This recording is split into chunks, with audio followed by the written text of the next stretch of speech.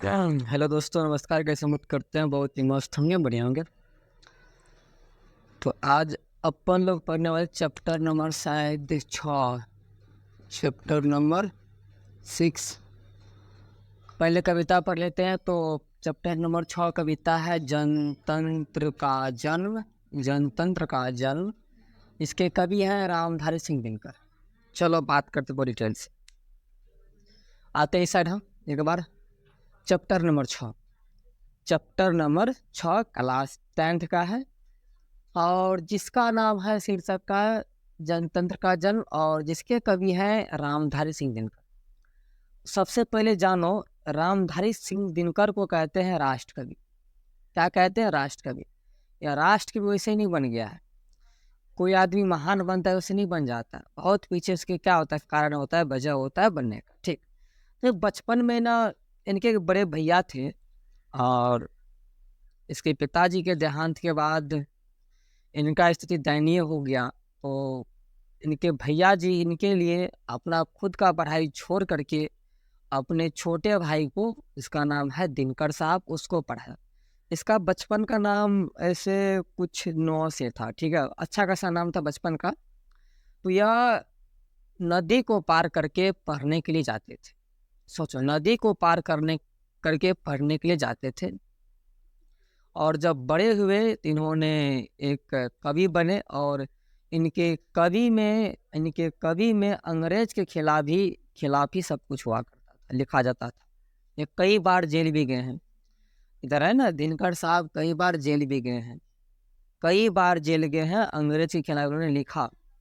इनके कविताओं में हमेशा अंग्रेज के खिलाफ ही सब कुछ लिखा जाता था। ये कई बार लिखने के जुर्म में जेल भी गए। ठीक, बाद में इन्होंने अन्य ढेर सारा कविता का रचना भी किए। ठीक, फिर बाद में क्या कहलाए? राष्ट्र कवि कहलाए। सबसे बड़ी फेमस क्वेश्चन है कि राष्ट्र कवि किसे कहते हैं? राष्ट्र कवि किसे कहते हैं? याद रखना, रामधारी सिंह दिनकर। राष्ट्र कवि किसे कहते हैं? रामधारी सिंह दिनकर। कहाँ जन्म हुआ था? बिहार में। जन्म पूछेगा कहाँ हुआ था? बिहार में जन्म हुआ था। बेगूसराय का जिला है और बेगूसराय में एक गाँव है सिमरिया नामक, गाँव में इसका जन्म हुआ था। पूछा है तो बस मेनली यही कि जन्म कहाँ हुआ था, बिहार रहेगा, बिहार में जन्म हुआ था और बेगूसराय जिला में हुआ था, सिमरिया नामक गाँव में हुआ था। कब हुआ था? तो 23 सितंबर 1960 में। 23 सितंबर 1960 में इसका जन्म हो गया था। माता का नाम पूछेगा तो मनरूप देवी, पिता का नाम रवि सिंह। ये फेमस है, इसका पिता का नाम क्या है? रवि सिंह। रवि सिंह, रवि सिंह। पिता का नाम रवि सिंह, माता का नाम मनरूप देवी, पिता का नाम रवि सिंह, माता का नाम मनरूप देवी। बताओ, माता का नाम मनरूप देवी, पिता का नाम रवि सिंह। पूछेगा रामधारी सिंह दिनकर का पिता का नाम बताओ, रवि सिंह, माता का नाम बताओ तो मनरूप देवी। अब बात करें शिक्षा का, इन्होंने कहाँ कहाँ से पढ़ा। सबसे पहले हम बात करें 1 to 8, 1 से लेकर के 8वां तक यह प्राथमिक शिक्षा होता है। 1 से लेकर 8वां तक इन्होंने गाँव से किया। 1 to 8 तक इन्होंने गाँव से किया। और उसके बाद 10th क्लास इन्होंने मोकामा रेलवे हाई स्कूल से किया। पूछेगा इन्होंने राष्ट्र कवि रामधारी सिंह दिनकर ने अपना 10th क्लास कहाँ से किया? तो मोकामा घाट रेलवे हाई स्कूल से किया। और कब किया था? 1928 में। कब किया? 1928 में किया था। उसके बाद इन्होंने इंटर भी किया, इंटर के बाद बीए किया। ठीक है, तो इंटर का यहाँ तो दिया नहीं है, लेकिन बीए का जरूर दिया। इन्होंने बीए में ऑनर्स रखा हिस्ट्री। इन्होंने बीए में ऑनर्स रखा हिस्ट्री और पटना कॉलेज से किया। कहाँ से किया? पटना कॉलेज से किया और 1932 में किया। 1932 में किया। और मेरा भी ऑनर्स यही सेम टू सेम है। और लेकिन बिहार में BNMU से किए हैं। ठीक, और यह पटना से किए हैं, पटना कॉलेज से। तो इन्होंने बीए हिस्ट्री ऑनर्स से किया और 1932 में किया। और कहाँ से? पटना कॉलेज से किया। यह काव्य और गद्य दोनों रचना करते थे। यह काव्य और गद्य दोनों लिखते थे। काव्य और गद्य दोनों लिखते थे। रचनाएं हैं, रचनाएं में ये काव्य खंड है प्रणभंग, रेणुका, हुंकार, रसवंती, कुरुक्षेत्र, सिमरति, ठीक, नील कुसुम, उर्वशी, परशुराम की प्रतीक्षा, हारे और इनाम। सबसे बड़ी फेमस है उर्वशी। सबसे बड़ी फेमस है उर्वशी। एंड अगला इम्पोर्टेंट है रश्मि रथी। ठीक है, रश्मि रथी या बोल सकता है रश्मि रथी, बोल सकता है रश्मि रथी।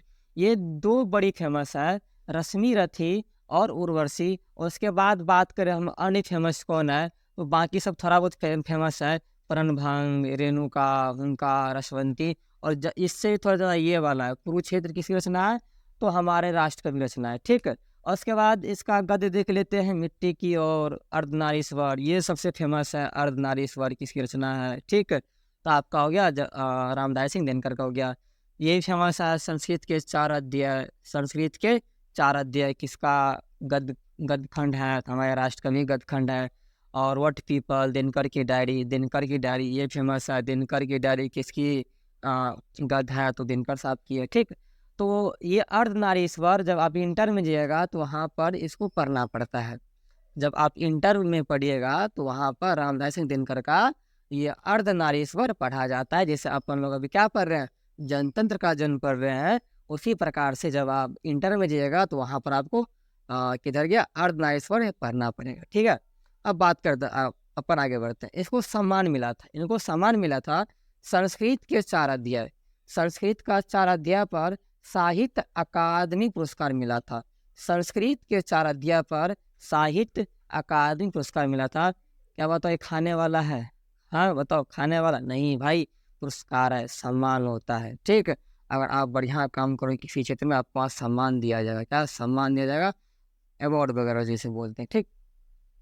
तो संस्कृत के 4 अध्याय पर दिनकर साहब को क्या मिला था, साहित्य अकादमी पुरस्कार मिला था। फिर से बताओ, दिनकर साहब को, हमारे राष्ट्र कवि दिनकर साहब को संस्कृत के 4 अध्याय पर साहित्य अकादमी पुरस्कार मिला था। क्वेश्चन ऐसे पूछेगा कि संस्कृत के 4 अध्याय, यहाँ थोड़ा मिसप्रिंट हो गया, ये वाला यहाँ कर देना, संस्कृत का 4 अध्याय पर दिनकर साहब को क्या मिला था, साहित्य अकादमी पुरस्कार मिला था, ठीक। बात करते फिर आगे, उर्वशी पर इसे ज्ञानपीठ पुरस्कार मिला था। ये बड़ी फेमस है मेरे साथियों कि ज्ञानपीठ पुरस्कार किस रचना पे मिला था, उर्वशी मिला था, किसे मिला, उर्वशी पे मिला था। उर्वशी पर ज्ञानपीठ पुरस्कार किसे मिला है, किसे मिला है, याद रखना रामधारी सिंह दिनकर, याद रखना रामधारी सिंह दिनकर। बात करते फिर आगे, इन्हें भारत सरकार द्वारा पद्म विभूषण भी मिला है, इन्हें भारत सरकार द्वारा पद्म विभूषण भी मिला है, पद्म विभूषण भी मिला है। थोड़ा अच्छा खासा भूषण से अलग होता है, ठीक है, पद्म पुरस्कार से अलग, शायद बड़ा या छोटा ऐसे याद नहीं आ रहा है, छोटा या बड़ा होगा, लेकिन बड़ा होता है। और उसके बाद राज्यसभा के सांसद भी रहे हैं, या राज्यसभा के सांसद भी रहे हैं। अब पूछेगा यह किस युग के कवि हैं, तो उत्तर छायावाद के, पूछेगा किस युग के कवि हैं, तो उत्तर छायावाद के कवि हैं, राष्ट्र कवि उत्तर छायावाद के कवि हैं। आगे बात करते हैं, आधुनिक भारत में जनतंत्र के उदय का जयघोष करती है। यह जनतंत्र कविता जो आपको है ना, आधुनिक भारत में जनतंत्र के उदय का जयघोष करती है। पूछेगा ये वाला, आधुनिक भारत में जनतंत्र के उदय का जयघोष करने वाली कविताएं कौन सी है, याद रखना जनतंत्र का जन्म, जनतंत्र का जन्म। अब बात करते हैं मेरे मित्रों आगे, निधन कब हुआ था, तो 24 अप्रैल 1974 में निधन हुआ था, 24 अप्रैल 1974 में, 24 अप्रैल 1974 में। इससे राष्ट्र कवि कहते हैं, पता हो ही आपको, ठीक है, पहले बता दिए थे। तो ये रहा पूरा यहाँ पे इसका परिचय बारे में, क्योंकि अपन लोग पहले परिचय ही पढ़ते हैं।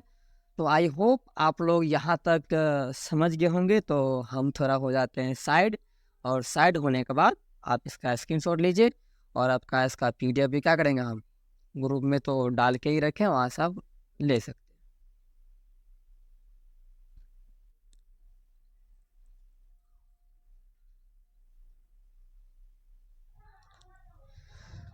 तो दोस्तों बढ़ते हैं अपन लोग आगे, आप लोग स्क्रीनशॉट ले लिए होंगे आप। अच्छा यहाँ बायोलॉजी लिखा है पहले से, यार हिंदी पढ़ रहे हैं, बायोलॉजी थोड़ी पढ़ रहे हैं, हाँ वो यार, यहाँ बायोलॉजी का लिखा गया, चलो ध्यान नहीं दिए थे हमने। तो स्क्रीनशॉट ले लिया है ना, बताओ साथियों, ले लिए होंगे। चलो अपन लोग पढ़ते हैं। तो ये बात हो रही है जब हमारा देश में एक अंग्रेजों का गुलाम था, तब की बात हो रही है, तब की बात हो रही है।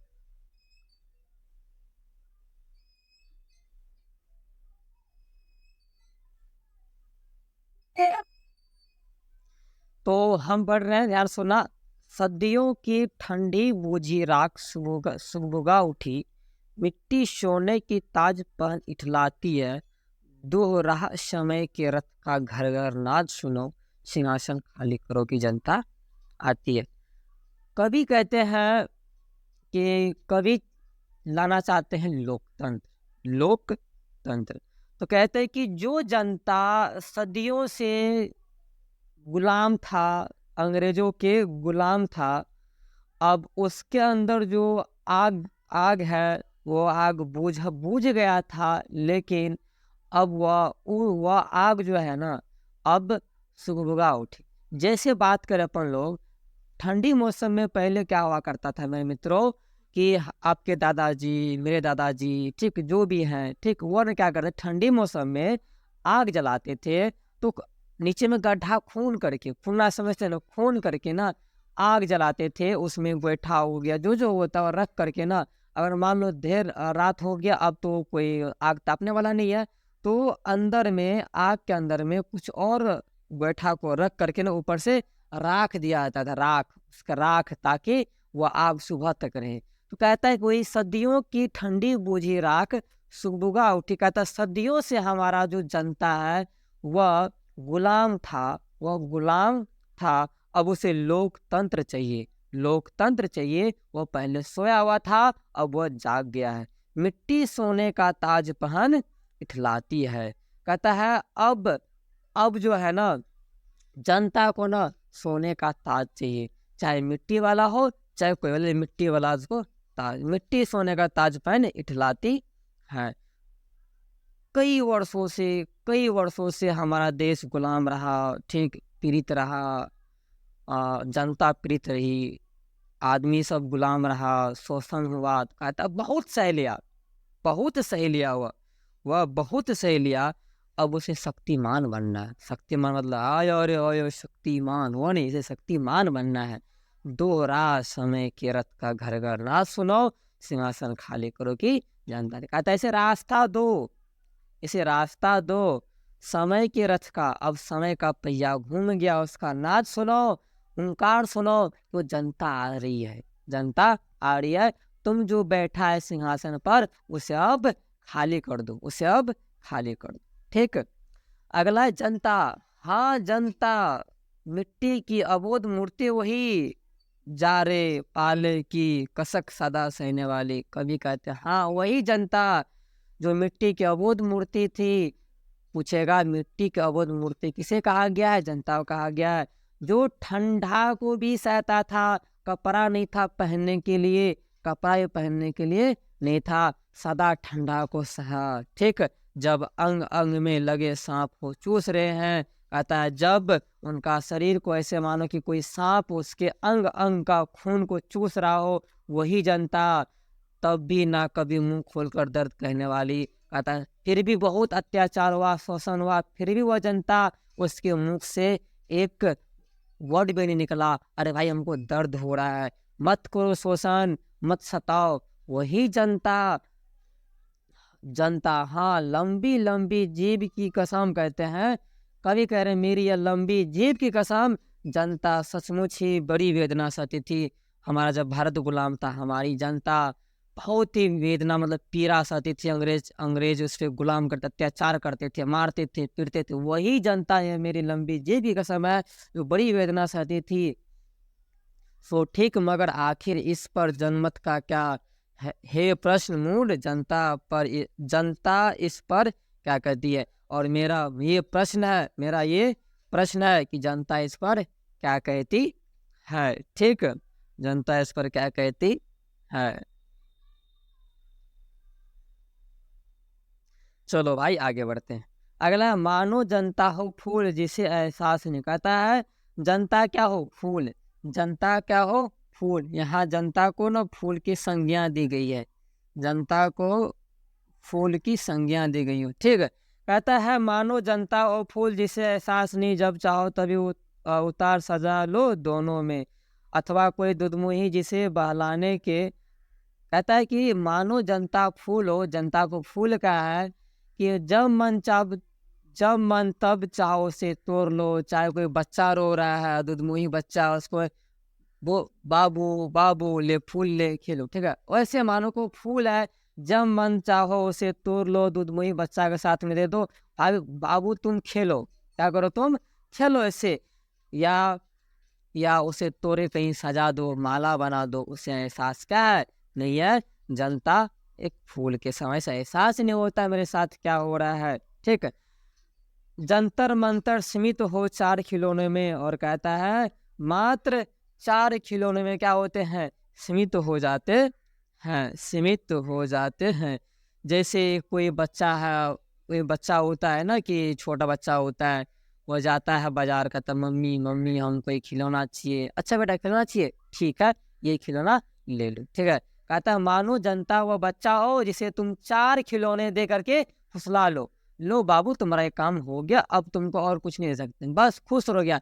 अरे हमको 4 खिलौना मिला है, 4 खिलौना मिला है। कहता है मानो जनता वो बच्चा हो जिसे तुम 4 खिलौना दे दिया हाथ में, वो मान गया, वह मान गया। ठीक है, कहता है लेकिन होता भूडोल भमंडर उठते, जनता जनता जब को है ना को पाकुल हो भ्रिकुटी चढ़ाती। कहता है कि जनता जब अपना भ्रिकुटी चढ़ाती है और जनता जब गुस्साती है तो पृथ्वी डोलने लगता है, पृथ्वी डोलने लगता है और बवंडर आ जाता है, बवंडर आ जाता है। तो पूछेगा जब जनता भ्रिकुटी चढ़ाती है तब क्या होती है, तब क्या होती है, भवंडर आती है, पृथ्वी हिले लगता है। जनता में इतना पावर है वह सरकार को गिरा सकती है, जनता चाहे कि सरकार को गिरा सकती है तो उठा भी सकती है। ऐसा नहीं गिरा हमारा पैर फटक गिर गया, ऐसे नहीं। ठीक है, तो गिराना मतलब होता है अगर जनता चाहेगी ना तो सरकार की सत्ता को भी गिरा सकती है।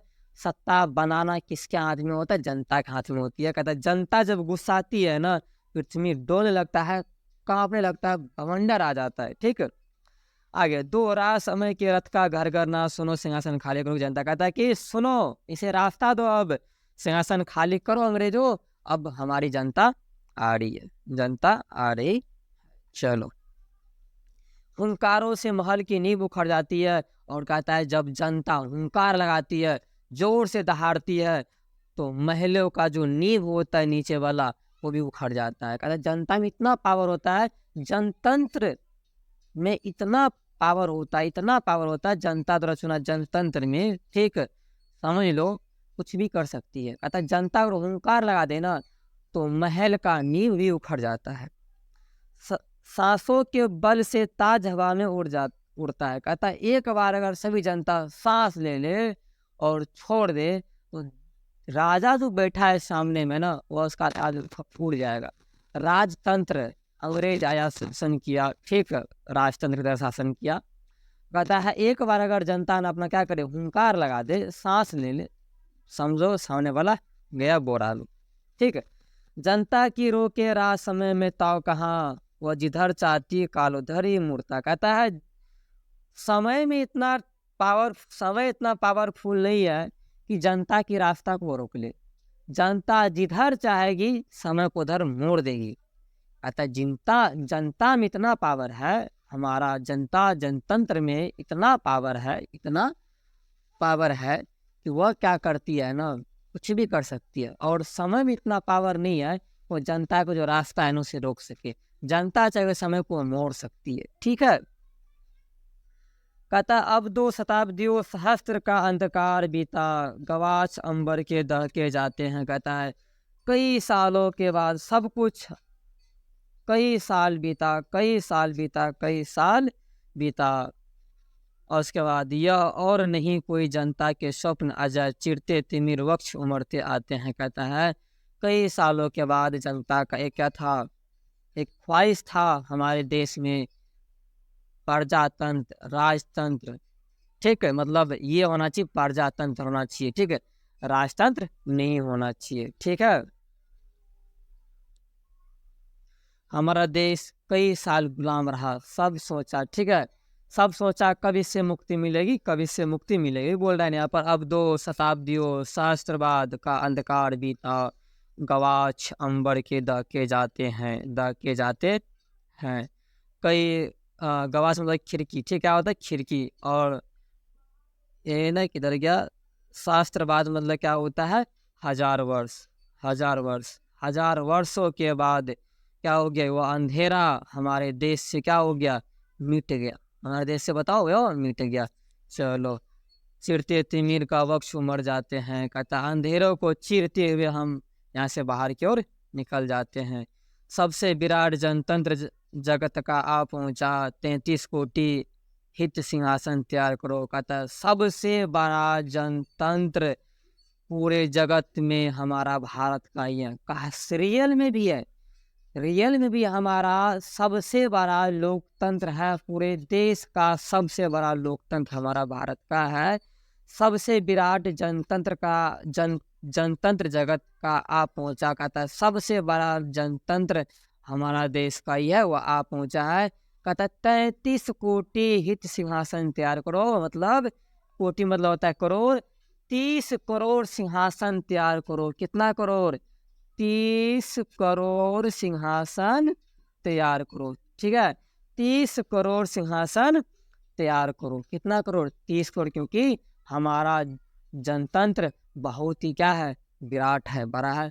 विश्व में सबसे बड़ा जनतंत्र लोकतंत्र अपन इंडिया का ही है। ठीक है, अभिषेक आज राजा का नहीं प्रजा का है, 33 कोटि जनता के सिर पर मुकुट धरो। कहता है कि आज अभिषेक किसी राजा का होने वाला नहीं है, आज अभिषेक जनता का होगा, और वो भी 33 करोड़ जनता के ऊपर मुकुट होगा, ना कि किसी राजा के बेटा के ऊपर मुकुट होगा। नहीं, हमारे जनता के ऊपर मुकुट होगा, और भी 30 करोड़ मुकुट होगा। और आज अभिषेक राजा का पुत्र राजा का नहीं होगा, बल्कि हमारा जनता का होने वाला है। ठीक है मित्रों, चलो, आरती लिए तू किसे ढूंढता है मूर्ख। कहता है तुम हाथ में आरती ले करके ना, तुम किसे ढूंढता है मूर्ख आदमी। मंदिरों राजप्रसादों में तहखानों में देवता कहीं सड़कों पर मिट्टी तोड़ रहे हैं। ठीक है, देवता कहीं सड़कों पर मिट्टी तोड़। कहता है हे मूर्ख, तुम भगवान देवता को कहाँ ढूंढ रहा है? हाथ में आरती लेके तुम उसे कहाँ ढूंढ रहा है मूर्ख? मंदिर में खोज रहा है, राजप्रसाद में खोज रहा है, राजमहल मतलब राजप्रसाद मतलब महल में खोज रहा है, तहखाना में खोज रहा है। नहीं मिलने वाला है। देवता मिलेंगे सड़कों पर मिट्टी मतलब गिट्टी तोड़ते हुए मिल रहे हैं। पूछेगा देवता कहाँ मिलता है? सड़कों पर गिट्टी तोड़ते हुए। जिसे तुम ढूंढ रहा है मंदिर मस्जिद तहखाना राजमहल, वहाँ देवता क्या है? नहीं है। देवता तुमको मिट्टी गिट्टी सड़कों पे गिट्टी तोड़ते हुए मिल रहे मजदूर है। असली देवता कौन है? मजदूर है। देवता मिलेंगे खेतों में खलियानों में, फावरे और हाल राजधन बनने का। ताकि देवता मिलेगा तुमको कहाँ पर? मंदिर मस्जिद नहीं, बल्कि खेतों में खलियानों में। खेत में जो मजदूर काम कर रहे हैं। अच्छा, इस पता इधर इधर खेत है। ठीक है, खिड़की खुला है ना, तो इधर ना आपको खेत दिख नजर आ रहा है, इसलिए आपको ना इशारा ऐसे कर रहे हैं। ठीक है, बगल में। तो किधर मिलेगा देवता? सड़क पे गिट्टी तोड़ते हुए, वह देवता है हमारे, वो मजदूर देवता है। खेत में जो काम करे मजदूर, वो देवता है। खलियान में काम करे वो मजदूर है, वो की देवता है वो। क्योंकि इसलिए देवता का अर्थ होता है जो आपको भोजन दे, जो आपको भोजन दे। तो हमारे देश में, हमारा देश कृषि प्रधान देश है, हमारे देश में कृषि हुआ करता है। तो हम लोग हम लोग कृषि करते हैं, तो कौन करता है कृषि? मजदूर लोग, किसान लोग। किसान लोग असल में क्या है? मजदूर ही क्या है? देवता है। ठीक है, फावरे और हल राजदंड बनने को है। कहता है फावरा होता है ना, फावरे मतलब कुदाली बोलते हैं। ठीक है, हल होता है जो देखे होंगे जोतता है। कहता है हल और कुदाली आज राजदंड बनने वाले हैं। ठीक है, गुसरता सोने से श्रृंगार सजाती है। गुसरता सोने श्रृंगार से, गुसरता मतलब होता है मट मेलापन। ठीक है, मट मेलापन। कहता है यहाँ पर ध्यान सुनना, गुसरता सोने से श्रृंगार सजाती है। कहता मट मेला शरीर व उसके ऊपर सोने का श्रृंगार में सजाना होता है, उसके ऊपर सोने का ताज होगा। दोहरा समय के रथ का घर घर, ना सुनो सिंहासन खाली करोगी जनता। कहता वही, इसे राह दो, हमारी जनता को रास्ता दो, और सबको सुना दो, पूरे गांव में सुना दो कि जनता आ रही है, सिंहासन खाली करो। ठीक है, चलो गुरु आगे बढ़ते हैं। और है का? चलो इतना ही है। और आई होप आप लोग इसको समझ गए होंगे। भारी वारी क्या है, कभी सवेरे नहीं होता है, बस मीनिंग का इसका मीनिंग बताना चाहिए आप लोगों को। तो आई होप आप लोग यहाँ तक समझ गए होंगे। पूरा लेक्चर भी खत्म, हाँ, एंड इसका ऑब्जेक्टिव सब्जेक्टिव अपन लोग अगले क्लास में कर लेंगे। तो आपको पीडीएफ चाहिए तो इसका पीडीएफ आपको बस पहले बता देते, टेलीग्राम में जाओ। एंड लास्ट में बताते हैं कि आपको अगर पीडीएफ चाहिए तो पीडीएफ के लिए सबसे पहले आपको मेरा टेलीग्राम ग्रुप में जाना पड़ेगा, ठीक है। टेलीग्राम ग्रुप में जाइए, ठीक, वहाँ ज्वाइन हो जाइए। और टेलीग्राम ग्रुप में आपको ज्वाइन कैसे होना है, तो सबसे पहले आप हमारे चैनल के जो अबाउट सेक्शन होता है आप उस वहाँ जाइए, और अबाउट सेक्शन में वहाँ ऑप्शन आता है टेलीग्राम का, ठीक। हाँ, टेलीग्राम का होगा, वहाँ क्लिक करने के बाद अगर आपके मोबाइल में इंस्टॉल टेलीग्राम पहले से होगा तो आपको वहाँ लेके ग्रुप में सीधा लेके चल जाएगा। अगर नहीं तो टेलीग्राम इंस्टॉल करना पड़ेगा, लॉगिन करना पड़ेगा, और उसके बाद फिर से जाने के बाद आपको वहाँ पे ग्रुप में भेज दिया जाएगा। और वहाँ पे ग्रुप में आप फेंकाइएगा तो वहाँ पर पकड़ के उसको ज्वाइन कर लीजिएगा। ज्वाइन करने के बाद आपको संपूर्ण पीडीएफ मिल जाएगा, आपको गोदिले भाग 2 का और वर्णिका का भी मिल जाएगा। तो वहाँ से आप पीडीएफ डाउनलोड करके रिवीजन कर सकते हैं। कहता है ये रिवीजन ही रिवीजन कहलाता है। आप जितना प्रयास करते हैं, जितना मेहनत करते हैं, आपका फल मिलने वाला जरूर है, ठीक। आप रिवीजन कीजिए, 10 बार 15 बार पढ़िए, मन लगा पढ़िए, क्योंकि आपका एग्ज़ाम अब बहुत दिनों के बाद भी नहीं है। अगस्त तो मान लो आ ही गया है। अगस्त, सितंबर, अक्टूबर, नवंबर, दिसंबर, जनवरी, मात्र 6 महीना है। 6 महीना में की कमी, 6 महीना बहुत ही कम है। छुट्टी उट्टी मार करके हमको लगता है 6 महीना में 1 महीना छुट्टी में चल गया, 5 ही महीना आपके पास है। 5 महीना रगड़ के मेहनत करो, इस बार 400 पार, ठीक। तो मिलते अपन अगले क्लास में। Tata, bye bye, see you.